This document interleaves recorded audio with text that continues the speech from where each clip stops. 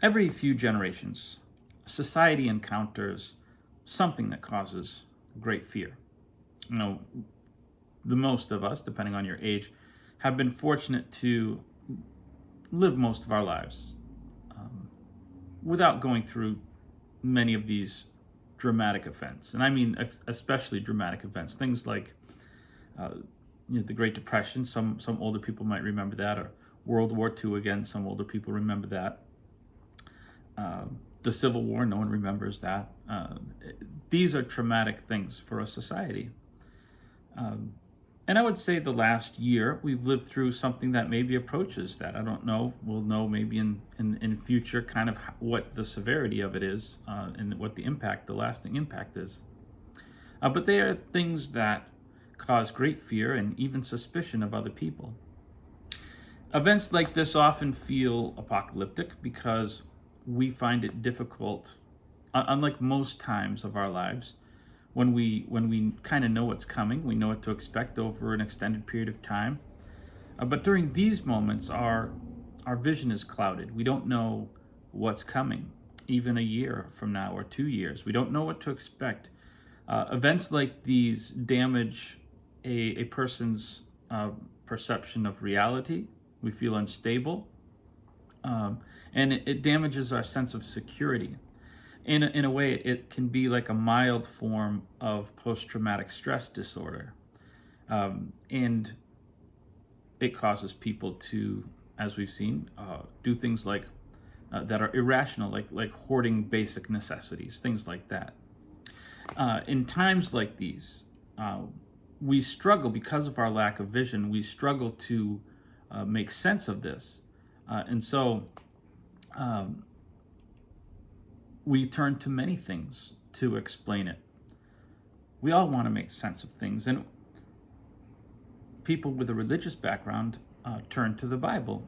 And unfortunately, one of the places that we turn to for an explanation of things is the book of Revelation, which is a book as mysterious, or more mysterious than the events that we're experiencing. Prophecy was designed by God to do a number of things, but among other things, it is to be a stabilizing force in uncertain times. Unfortunately, the way that this book is read so often and interpreted only serves to compound our fear, and we're going to talk about that, when it should be calming our fear. It's should be a good way of determining the fact that maybe it's not being interpreted correctly. The most common viewpoint in our modern times is to look for fulfillment in whatever societal upheaval is happening at the moment.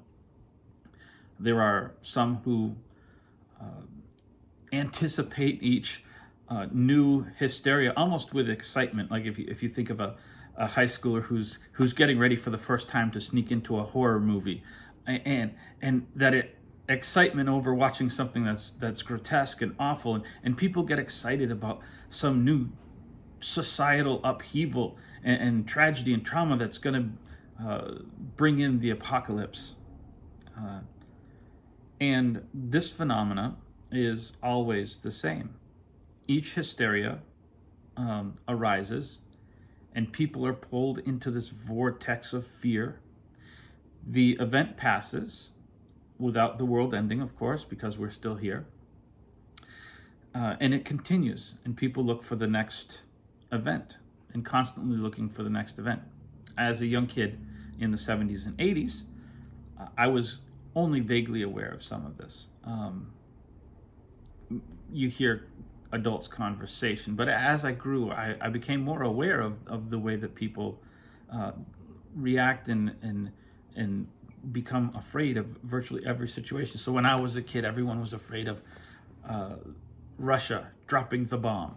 Right, that was the big scare in the 70s and early 80s, and of course the Soviet Union fell, and so there was no more fear of that. But the next fear was, I remember, acid rain, which became the ozone hole or layer or whatever, and those closed up, and so things moved on to global warming, and then things have moved on now to climate change and all these fears. And as the society becomes afraid of these things, so also the church has so often interpreted these events as something that's going to bring in some great events of revelation and the end of the world and various things like that. Well, this was followed, of course. These things have, global warming has become a punchline. And so it was followed by Y2K, if you can remember that. And that came and went fairly quickly, and everything sailed on smoothly. Then we did have a serious event called 9/11, but the world hasn't ended. Hurricane Katrina, the swine flu, and so on and so forth. And of course, now we have this new epidemic and political calamities and things that are happening. Now, strangely, no matter how many times predictions of doom turn out to be nothing, those who hold these views and this method of interpretation fail to consider the possibility that they are looking at the book of Revelation incorrectly. And instead of modifying and saying, maybe our entire approach is wrong, they just give up that view and move on to the next one. The Waukesha Church of Christ is inviting you to join us beginning March 21st, each morning at 9 o'clock, or each Sunday morning at 9 o'clock. We will begin exploring a different interpretation, a different view of the book of Revelation, one that is not a modern view, but one that was actually began to become popular within a generation of the time that the book was written. From the very earliest writers following the book of Revelation's writing. Certainly, we are experiencing a time of great distress, and it is cause for great concern. These are serious events.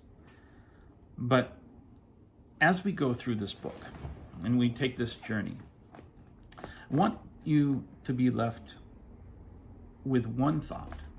It's not from the book of Revelation. It's the last of the words that Christ says as he's on this earth. He says, I am with you until the end of time, or the end of the world, depending on the translation. The book of Revelation is not a book to cause us fear. It was actually, prophecy is one of the things that's, even though there are concerning events, it's there to develop confidence that Christ is with us through all of these situations. So again, we invite you to join us and for hopefully a second look at this book that you might have heard things about, or maybe you've never heard things about. But hopefully we can use this book to understand how Christ works in the lives of people throughout history, including our own.